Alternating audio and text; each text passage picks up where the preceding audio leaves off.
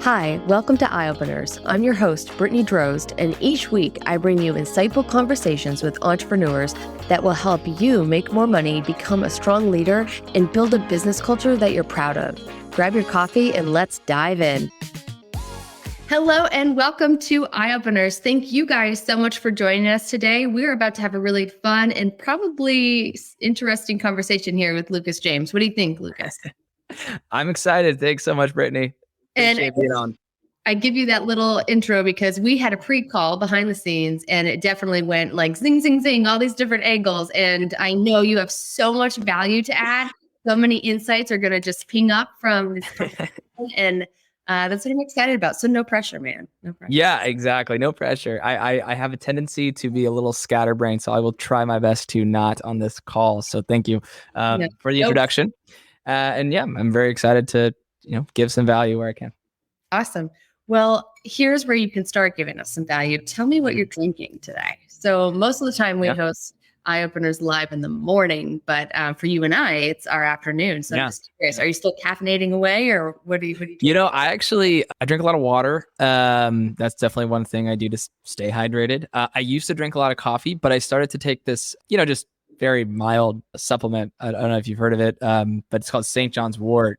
And it's kind of like my coffee because instead of making me amped, it just makes me more focused, which is great.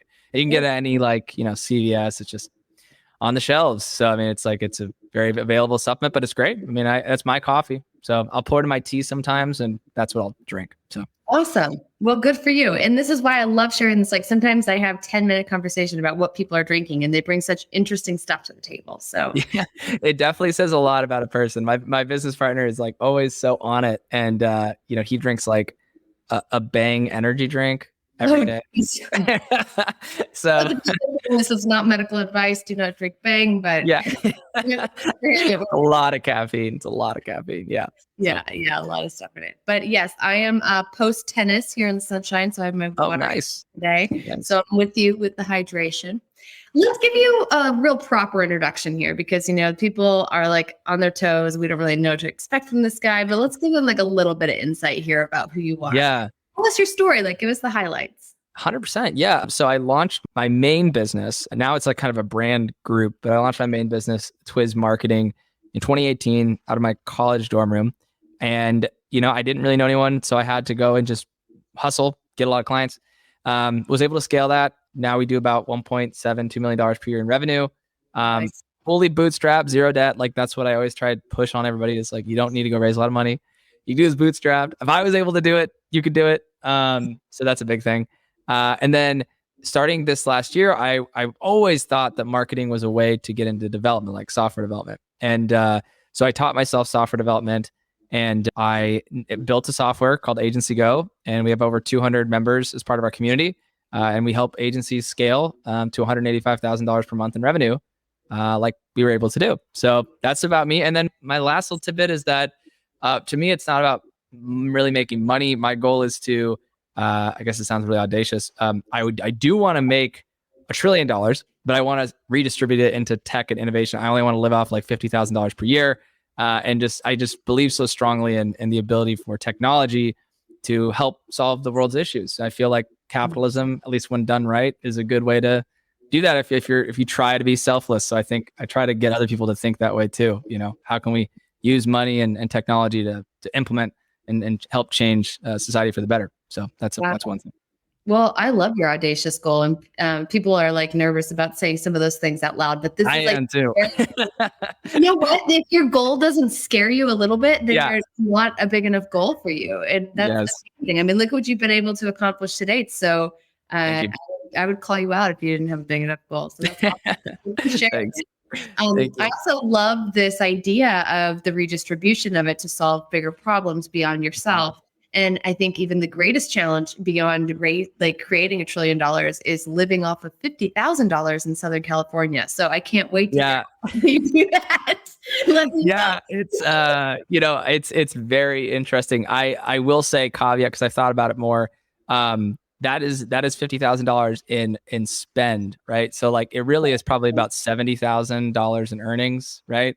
So that is honestly about, I think, right for California, because I think I looked at it as like what the the amount you need to make just to even have a normal life in California. And I think it's about 70,000, which is so sad because, it's just crazy to think about how many people can't get to that point. So definitely wish there's a better way we can do that inside the economy. But yeah, that's sort of the idea. So yeah, in terms of living that much, I think the biggest thing is that, I kind of see money as this way to reduce suffering, right? Like when done right.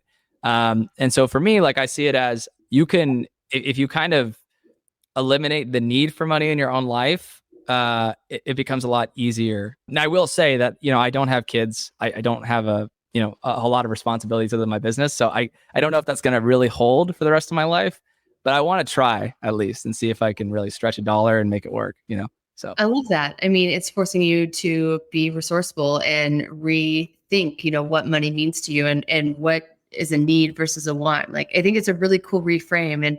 And the last person I spoke to was a CEO marrying like construction and tech. And he was just talking about the power of these kind of mental challenges and the perspective that it creates is a really helpful way to think about problem solving, so it's a way to kind of train your brain to think differently.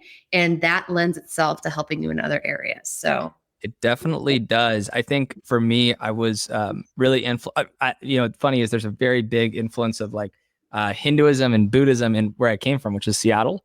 Surprisingly enough, there's a lot of that culture there. And so I actually felt like, even though I did go to Catholic school and was raised that way, I actually felt I ended up being more inspired by that a bit more. So I'm very interested in their teachings in terms of just living humbly and like living a very modest life. That's definitely, I guess I'm a minimalist is what they're saying nowadays. So that's definitely, I think, my outlook. Awesome. I love that.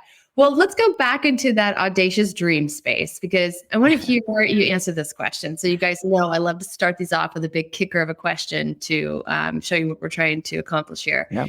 You and I were to speak 3 years from now, like I call you up, you're like, Brittany, it's so great to hear from you. I am so excited to tell you about. My big goal is I want to build like a, WeWork gets a bad rep nowadays, so probably not exactly like WeWork. Maybe it's not a good example, but I want to build something like WeWork, but for housing in a sense, to make a more equitable housing system and make it more like designing your dream community. So I've had a goal to build this thing called Dreamshare. And I hope that it can be a better way to design our communities. And I hope at that point I have enough resources to implement it because it's a much harder thing to scale than software or an agency because it requires building communities. So that is what I'd like to talk to you about in 3 years if I can get to that point. So I can't wait to hear about it. I hope so. So tell me, I mean, obviously I'm sure you've heard of like Tony Shay and his communities and stuff that he was trying to build.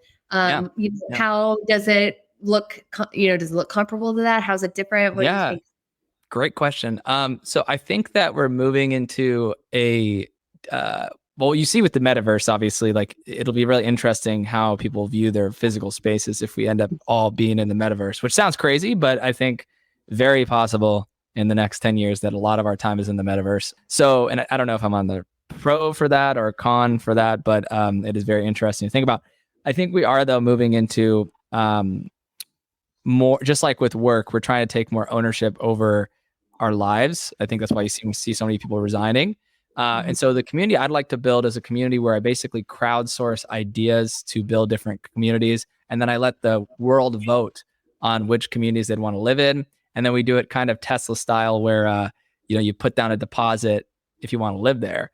And the place that gets the most deposits, the design that gets the most deposits is the winner. So it'd be really cool if you could, in a sense, like build an environment almost like in the metaverse saying, this is what I want the community to look like.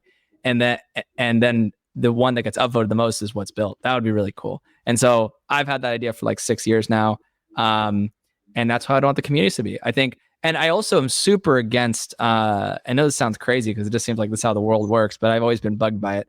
I'm super against long-term contracts on housing. I think that's crazy. I get why it's the case, but I mean, I wish it was different. And I hate having to put money down, which I understand why it's a thing, but like, what if I didn't have to? And I hate the fact that renters is basically like a cycle of poverty, right? Like you rent something, and you can't ever really own any equity in that thing you rent unless you buy. So there's so many families that just never have the opportunity to buy anything. And so if there's a way to like give people ownership over a community they're part of, right? Let's say you're one of the first people who become a member of this community, maybe you get ownership over it. And then if it ever sells or as it grows and expands, you get more ownership in it. That would be really cool. So that's how I kind of see communities in the future, is being more egalitarian and allowing for more opportunities for people to move up societally and try to break the cycle of poverty that we see in the world, right? So that would be the Yeah. So I see that like addressing two problems, right? Which is like more of that freedom of time and space, that I think that's why that's what we're seeing with the Great Resignation, right? Is people want that control of freedom of time and space. And that this creates a living situation that actually makes that more possible for people. So when people are living their van life and all these things and their house is sitting empty, how do we make that available for people? So yes. I've seen this exact, it's kind of like a timeshare model, but for like your primary housing. Yeah, it is. And I think I think the big thing is like, if you were to ask anybody, do you want to pay a down payment? Do you want to sign yourself in a year-long lease? And do you want to pay $20,000+ a year for something that you don't own? They'd say no. But that's just the way the world works. Everyone says yes, right? So yes, it is kind of like a reinvention of that. There actually is a company, I think it's called Picasso, I believe. Yeah. They're growing really fast. And so I'm always of the mindset when I create something where I think, look, I'm just building this thing because it doesn't exist. But once it exists, I'd love to partner with them. So if someone comes sooner and builds this and builds a community that is more equal society and starts there and does that change, then I think, I'm all for it. I don't need to be the first one. So hopefully someone does. Hopefully someone hears this with the means and does it right now. Yeah. We'll do our best to share it and get it out there for you. Yeah, exactly.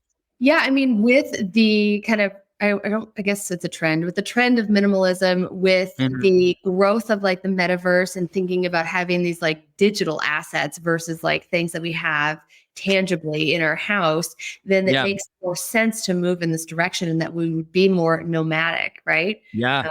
And that if we could just solve that in the housing situation, that would really free us up, and that is going to change not only the future of work, but the future of living, and what do communities need now at that point. And exactly. And I do feel like that is the overlap that most people agree on, whether you're Republican or Democrat, or you have a religious view, you don't have a religious view. I think, there's a lot of emphasis around the family unit in certain religions and things like that, which, a lot of people want to protect that and they view it a certain way. And I don't think I'm, I don't really have a leaning towards it one way or another, whether you want to live a more individualistic lifestyle or more around the family. But I think everyone can pretty much agree that community is a good thing. And I think a lot of the issues in our society are based on the fact that we just have a breakdown of the community structure, like however you view it, right? Like, I don't know who my neighbors are. I have no idea who my neighbors are, right? And why is that? It's because we're just forced in this society where you don't really ever get interactions. It's like what this would actually be interesting probably for the audience. There's a good book that a lot of people probably have already read called The Culture Code.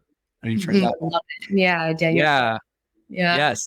And I think that's what you mentioned with Tony Hsieh, right? I think that's what they talk about in that book. But he and Apple in that Zappos, yeah. Him and Apple and all these and Netflix, they talk about, and Pixar, they talk about just people bumping into each other, right? That's like where innovation happens, happiness happens. Like, it's a lot better.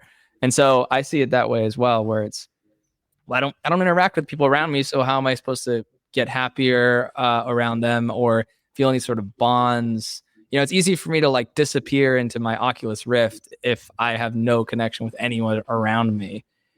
And I think the same thing will carry to the metaverse. Like, we might think it might make us more connected, but it actually might just keep us just as isolated, but just online, right? And so the hope is, how can you increase the societal bonds that hold us together and, allow us not to dissolve into a nation that is not where we want to live, right? Or just a world, right? A world, really. Yeah, totally. This is such a cool conversation. I want you guys to know we are totally off script right now, but that is fine with me. Yeah, sorry about that. Cool, but this is like totally my language. So oddly enough, so I have a 5-year-old and a 3-year-old, and I can really speak to that like family side of things. And it was also recent enough for me that I made this like thinking transition from more individualistic to collectivistic, which is what you're talking about. But she had this, it was about Martin Luther King Jr. and it was talking about communities. And it says most of us have like work communities and communities by where we live. And what we were just talking about is how drastically that's going to change. And where we maybe get those social needs met is not so much in the physical space, but as much more in the digital space. We have been seeing this for the last 10 years. Like I did not just share anything groundbreaking right now, but what we have also seen, especially in the last 2 years, is this drastic increase in mental health problems and people experiencing anxiety and depression.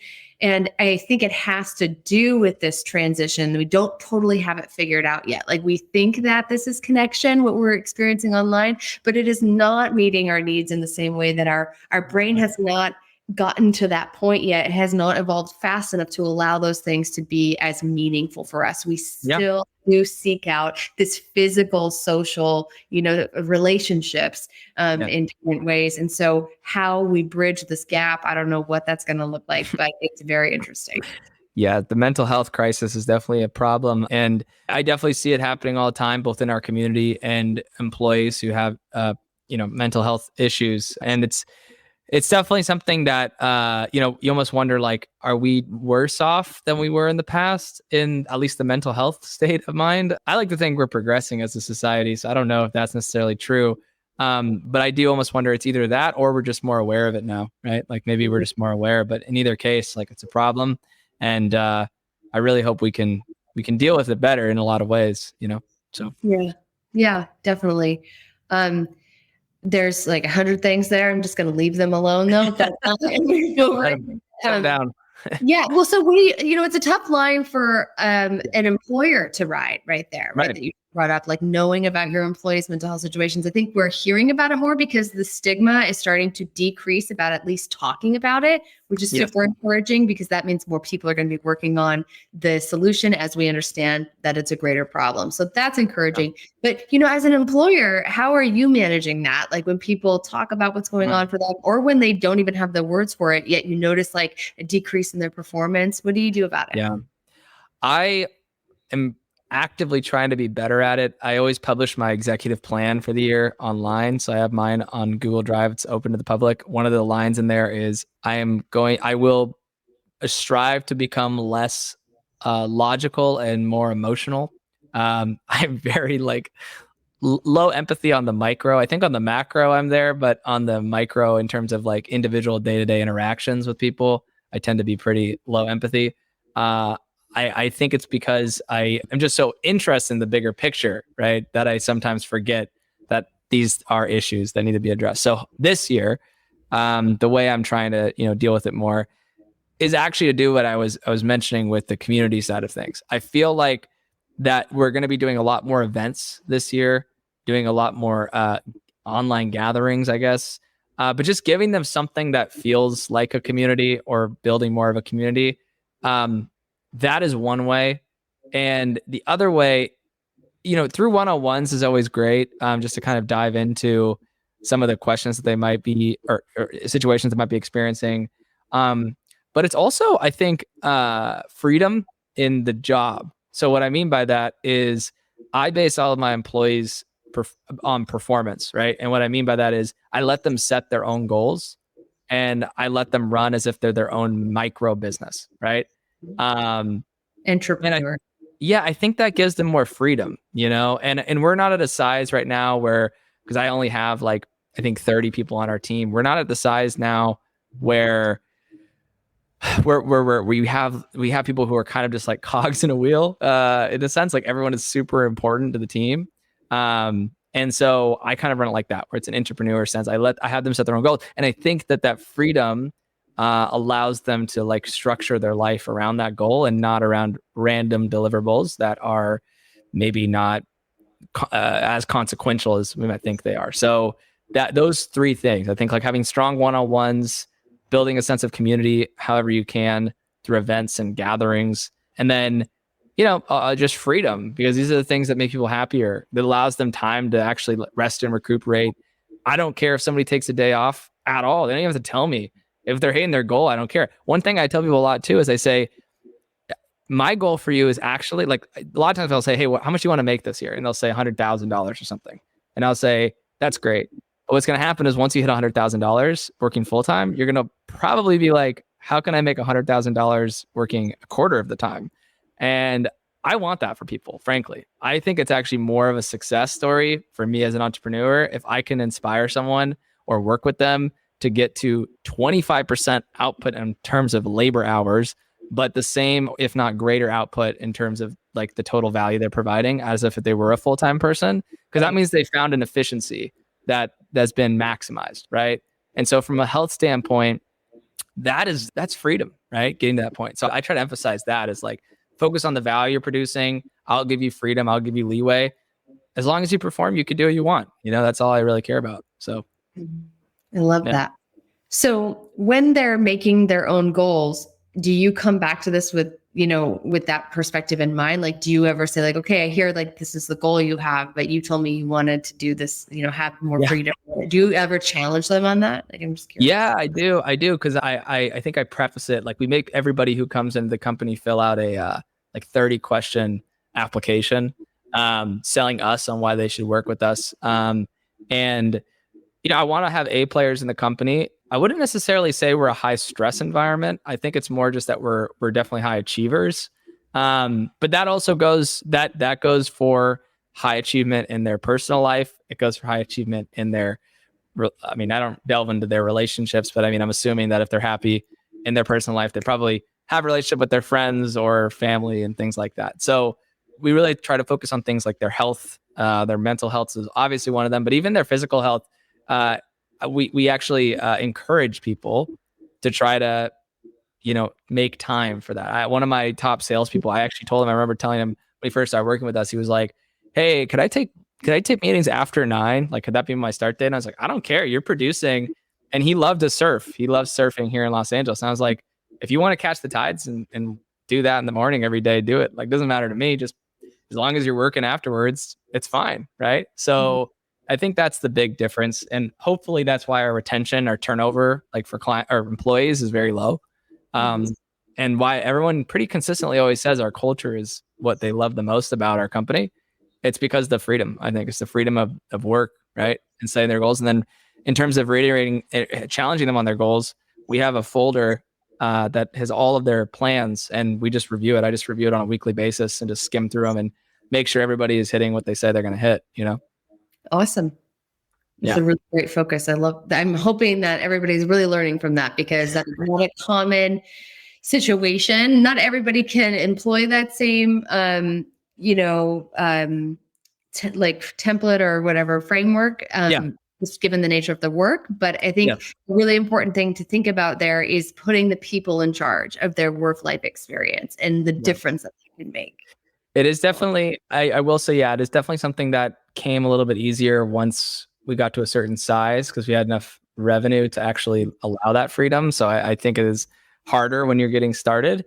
But I will say, and I don't necessarily know if I would have done it the same way I did when I started, which when I started, I didn't used to do these things. I think I would have implemented these from day one, even though it would have been harder. And the reason why is there's a good quote from Charlie Munger where he says, you show me the incentives and I'll show you the outcomes. If you give someone a really good incentive, you can have a lot easier time running your business because they're going to basically run it for you, right? Like, that's amazing. That's what you want, Yes. An entrepreneur is just someone who's willing to take the risk, but an intrapreneur is someone who doesn't have to take the risk, but they still like to scale the business. So if you can take the risk and they just scale the business, then you've won. You make money, they make money, everyone wins, right? Right. And so I think what you're talking about though is like that, that like risk tolerance, right? Because I see so many people make these mistakes in their first few hires, and that they're nervous about spending the money because it's a new experience to have somebody on payroll, and it can be really uncomfortable or feel like pressure, right? But if you bring people in too low, that the incentive is not correct, then you're not going to get the outcomes of the performance that you really need to Those first 5 hires in a new business are so important, right? Yes. Seeing you agree, like I cannot underpin this enough, that it is worth it to spend the extra in the beginning because it's going to significantly change your trajectory over this next few years. 100%. And one thing I do also tell people is I try to remind them that if somebody writes that plan and they say they only want to make $50,000 per year, that's not a problem, in my opinion.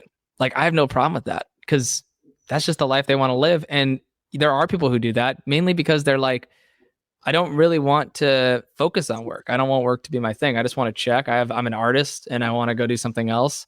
And I'm like, fine, that's totally fine. Like, whatever the number is, it just means that 50,000 is a lot easier for me to hit than somebody saying they want to get to $1 million, or like one of my partners, he says he wants to be at $10 million. I'm like, okay, that's going to require a lot of my time to get there. That's the only difference. But there's no problem in that. The operation is still as efficient as long as you have people who are hitting their goals and are running it almost autonomously.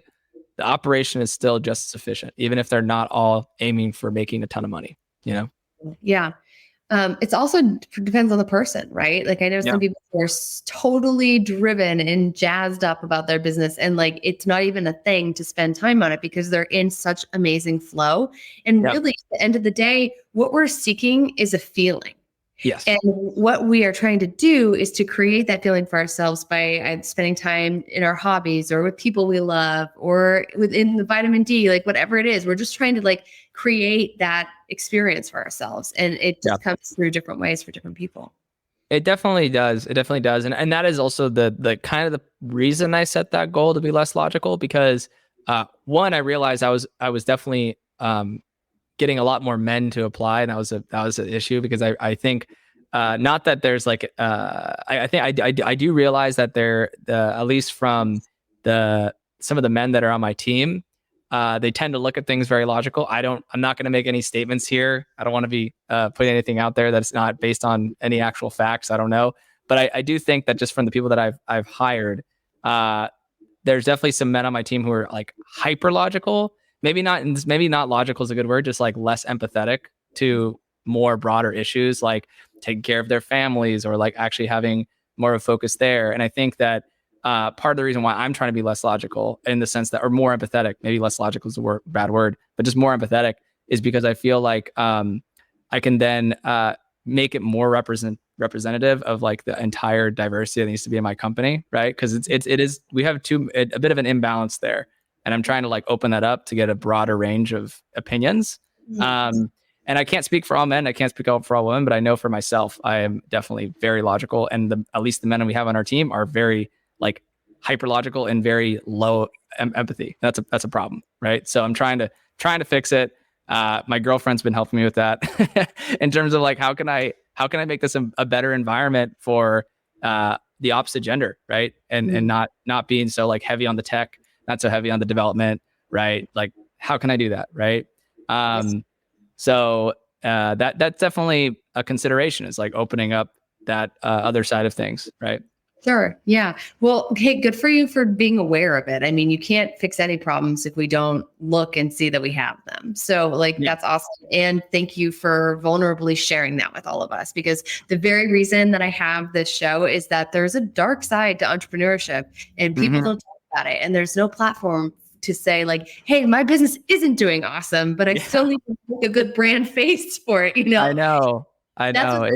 Like sharing there's challenges, like you're not alone in that challenge. Like the whole industry struggles with it. So thanks for talking about it. It is challenging because like even because like for instance, I think the only reason why I use the word logical is because when you think of people who apply for software development roles, they tend to be like hyper logical, and most of my applicants are men. And that's the thing, because of the way that the education system is and limiting opportunities for women and things like that, which we need to do a better job at. But it's like I have to. It's like that. You have to also make sure you're creating an environment that makes it an interesting environment to work at if you're not a man, right? And so that's the thing, and that's where, it's just a big like strategic priority for this year, right? So that's one thing we're trying to work on. Yeah, I think, so another word I would use is like rational brain versus logical brain, because you don't Yeah. want to suspect that people who don't fit that are illogical, right? Yes, that's why I'm So- trying to like fix that word. I think it's because a lot of people tell me I'm hyper logical, and so I use that word, but I'm trying to find a better way to describe it. So Or yes, some you could say rational, you could say linear, linear thinking. is a great word. Yeah, Yeah. linear is a great Um, word. But another, thought I had about it is not even just changing the way you think, because the way you think is already super reinforced. It's worked so well for you. Like, Yeah, why would, your behavior pattern would tell you it'd be very difficult to change that. But you might explore the organizational values and how are we living and breathing and really demonstrating the yes, organizational values, because that is usually a really great like lag indicator of who you have in the room. And yes. so if you want a shift in that, that might be a place to start. Yeah, I think so. I think definitely from that book, The Culture Code, right? They talk about how culture is just a set of habits and like actions that individuals take, right? And so in that aspect, part of the reason for having the community and the gatherings and things like that is also to build more of a team environment in general, right? You could actually go, probably contrary to popular opinion, I think you can go a pretty long way without having everybody operate necessarily as a team. Um, like you can run a business where everyone is pretty individualistic. Selfish is not good. You don't want people who are selfish, but you could have people who are kind of autonomous, right? But you lose so much if you try to scale that. I think you need people to be working as a team, right? And culture, those principles, those values you're talking about, that's what kind of rallies people around the flag, and so yes, I agree completely. Tell me about maybe some moments along the way, some breakthroughs, some eye openers that changed the way that you show up now as a leader or maybe run your business. Yeah. So I just recently had one, and it has actually, I'm putting this out there. I feel like it will happen. I'll cross my fingers, but I think, like I said, we did about $1.7 million last year in sales. I think we're going to do 10 million this year. And I know that sounds like a huge jump, but the reason why is because I finally feel like I understand how value works, like how to sell on value and not on price. Um, I could do the exact same thing this year with this new sales process we have and get to that number without spending any more money or doing anything differently, just because I understand how value works. And what I mean by that is getting people to pay for the solution and not the service, because we're a marketing service, right? Getting them to pay for the solution. So for instance, people are willing to pay a lot more money for the exact same thing if you can have a guarantee behind it, right? So I realized the power of that and having a really good offer. And that alone is going to just fundamentally change everything. And it already has. So like we've sent out more proposals for $7,000, $10,000, $40,000 a month than we ever in the history of our business. Because all we did was we just asked them, what do you want? Like, what do you really, really want? And then they tell us, and instead of sending them just like a service, like SEO or something, we say, what do you really want? And then when they tell us, we're like, okay, well, we can't do that for $2,000 a month, obviously. If you want that, you're gonna have to spend money. Like it has to happen, right? So understanding that value is a completely separate conversation than price has been it's just absolutely game changing. Like it's incredibly game changing. So I'm excited, and the book I got that from, just if anyone's interested, is called $100 million Offers. It's by a guy named Alex Hermosi. Have you heard of it? Yes. Yeah. Yeah. We're So familiar with Alex's work. Yeah.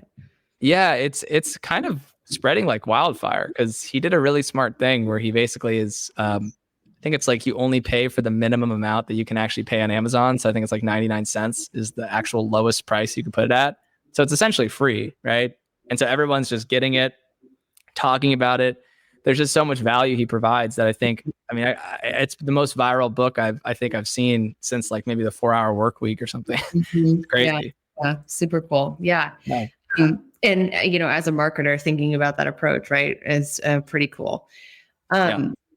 And when I think about those value conversations too, I like to take it one step further and get them thinking about what becomes possible if you take that step with us or whatever, because then once they're living in that dream solution, now it's like price is no object. Like we need to get there. We need, what becomes possible is we need to scale, or we have exponential growth or whatever. And of course that's worth 7,000. Yes. Right? Yes. Well, especially if you can guarantee it. And the thing is that when you are, the real secret is that when you are crazy profitable, you can guarantee things, right? Because you're making a huge margin and you can actually deliver on that. And you should be rewarded for that margin because you've figured out how to do something in a way that they can't get. So one thing I do is I provide, you'll probably love this. You probably heard this before, but especially with the psychology background and everything, I provide a reframe at the beginning of the conversation with the client, right? So what I do is I say, I basically say, have you ever hired an employee for our rate, right? Who came to the table on day one with a 12-month action plan with deliverables where you didn't have to manage them, where they were guaranteeing results, where they could provide great results, where they weren't going to do any turnover because they're not going anywhere because there's no chance, right? Like, can you get that for, let's say, $20 to $35 per hour? The answer is no. I've hired a lot of people. You cannot get that because if they've done that and they've worked on hundreds of campaigns before, they're probably running their own business, right?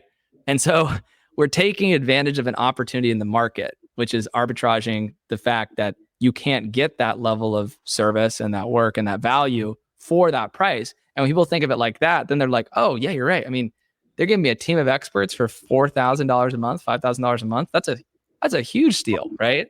Mm-hmm. And so then they feel really good. You might have a super good margin on that, but it's because you've identified an arbitrage opportunity. You're only getting that margin because you can do so much for so little on your side. And then when you have so much profit, you can hire the best talent, you can do the most things. And that's what catapults your business. So that's why we started growing extremely fast, even more so than last year. And I do think that'll carry on for the future. So yeah, but it's all psychology. Like the difference between people making $2 million a year and 10 is just psychology. It's like we figured out how to have a great product, we have a great service, but it's just how you frame things now. That's it. So yeah, that's super exciting. Tell me, what would you say is like the number one behavior that got you to where you are? Sorry. Yeah. Buddy, I forgot. No, you're good. You're good. I was like, I heard a noise, but I didn't know what noise it was. My daughter. And she loves to talk to the people who are on the computer screen, which when you think about for them, like that's kind of blowing their mind that there's on the screen and they talk back. And that's super interesting. What's that number one thing you'd identify that maybe you didn't even think it was like related to your success before, but now you see it as like, oh, this is the skill that really like got me to this next level in my business? Yeah. So over the last 6 months, I started doing these interviews, I started interviewing people, interviewing agency owners specifically. I've done, I think, 60 interviews so far since then. Right? Yeah. Tell us what it is. Oh, it's how to scale an agency. It's growing very fast, which I'm very humbled by. But we've identified a little bit of a blind spot because there's a lot of information out there about SaaS companies, real estate companies, but digital marketing agencies, there's a lot of info about like marketing, but not really about growing your marketing agency in terms of like their metrics, like what the churn is, how fast they're scaling, what things are they doing to scale. That kind of data, to me at least, in the podcast world, which I listen to so many podcasts, was kind of absent. So we kind of hit a bit of a blind spot or a point where people have high demand for something. And that's been great. So, but yes, doing these interviews, we've done like 60 now.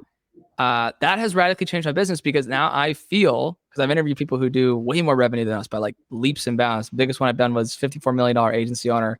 And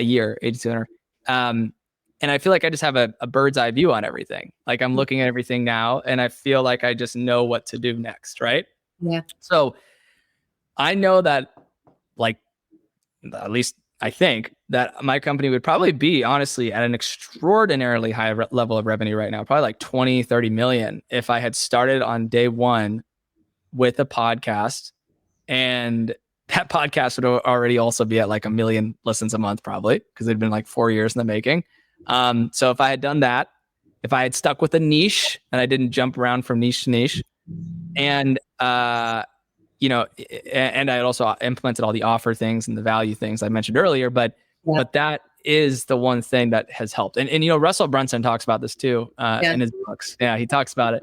He says that's one of the best things you can do is have a podcast, because there's nowhere else you can get that much, you know, into the minds of the listener. And I feel like for the podcast I listen to, I feel like I really know this person, even though we never really had a conversation. I feel like I really know them. Yeah. You know, that's a big thing. Yeah. Yeah. And I mean, so when I hear like some of that stuff are like this part of the journey you had to go through, right, to get to where you are, like jumping around from these different niches. It's just as important to figure out what you're not about as it is like to figure out what you are about. But one of the key things I heard you say is like talking to mentors and like having conversations with people who have already been there, who are at that next step, and that has made the difference. Like you said, just gaining that perspective of, and I actually listened to that episode that I did, and it was really awesome. Wait, which one was that? Which one was that? I'm curious. You could do on your email list, and it sent out. For you guys, like you just want like a basic, you know, just to see what it looks like to run awesome marketing campaigns, just sign up for Lucas's, you know, email list. It's really, I don't give away free compliments here because. Thank you. Yeah. So I did. That is actually. Was that? So you said it's really well done, you know, like. Thank you. You know, that is actually something that I will say is another growth hack too, which if somebody wants to try it, it also changed my business, was just change your relationships, your client relationships, from finite relationships to infinite relationships. That is the key, right? So my clients would have a set amount. They'd pay like on average $10,000 to $15,000, and then they'd move on, right? But they weren't done growing. Like, how many of them actually went out of business? None of them, you know, like very few. There were some, definitely, especially during COVID, but they didn't like just stop. Even if they went out of business, they were probably still entrepreneurs and they still wanted to make it work, right? Yeah. And so I was giving away so much opportunity was just leaking through my funnel, right? And so what I've started doing now is I just look at it as, hey, if they're not unsubscribing by now, they probably want my content, right? Because like they have had 30 opportunities in the last 3 months to unsubscribe, and they're not, because I usually do one every 3 days. And so I'm like, if the open rate's high, if the click-through rate's high, and people are still taking action, they want that relationship with me, right? And so then it's easy, because all you have to do is just challenge yourself to write multiple pieces of content per day. You repurpose some of that into your newsletter, and then you never, ever, ever lose the relationship. Now, I will say that it is possible to lose the customer, because you might have someone who takes a momentary break, or they want to do something. And if you don't have any good downsell options, like for $97 per month or anything like tiny, you might lose the customer, but you won't lose the relationship. And that is the key, right? So I appreciate the kudos, because I did put a lot of time and effort into that, and it has changed a lot. So awesome. Well, I see it. So nailed it. But what a really great point, that at the end of the day, relationships are still everything. You know, there's the world is changing, the way we come to work, the future of our housing is going to change, but still relationships are really what drives so much. And if you're not investing into those relationships to some degree, you're going to miss out. So you definitely are. It's a huge advantage. Like, we're launching a magazine as part of the membership this next week. I guess I'll just say it. I haven't actually made it. I've told everyone on the planet that I'm releasing it next week, but I haven't actually put it to print. Like, I haven't even started on it. But I just kind of believe that if you put, I have the material, I just haven't written it down or like put it in the magazine. But you know, you got to start somewhere. It's like, if I don't do it now, I'm going to push it off to next month and the month after that. And if I don't have a date, then I'm just going to keep finding excuses. So I was like, I'm just going to do it. I know it's what I need to do. It's probably going to be crap, but people are going to like it, because they're going to be like, when's the last time I got a magazine? It's like, people don't get magazines anymore from businesses they work with. So I figured might as well do it. That's cool. I love it. Well, I'm sure you and I could talk for Yeah. hours about some of this stuff. It's been super wonderful. I want to make sure people have an opportunity to find you, to get on your email list, to start having a relationship with you. How could people do that? Well, I would love it if they would listen to the How to Scale an Agency podcast. That definitely seems like people enjoy it. All you got to do is wherever you listen to podcasts, just go to How to Scale an Agency. Spotify is great, Apple Podcasts, and you'll find us. So got some great tips and tricks on how to scale your agency. And we've been lucky enough to interview some massive agencies, and those people have helped me tremendously. So give it a listen. All right. Well, you guys heard it. There are several ways to find him, and I'm going to make sure those are all in the show notes. So you guys, all you have to do is one simple click of a link. If you guys are watching this live right now, go to his profile, and there's ways to find it all there. So thank you guys so much for watching. I'm certain that you have had eye-opening moments over the last 45 minutes, and I hope you take those and run with them and come back for more. Thanks for joining us this week on Eye Openers. Make sure to visit BrittanyDroz.com/podcast for this week's show notes. And if you found value in today's episode, I would so appreciate you giving us a rating on Apple Podcasts or share it with a friend. Also, don't forget to subscribe on Apple Podcasts, Spotify, Stitcher, or wherever you get your podcasts. This all helps to support the show.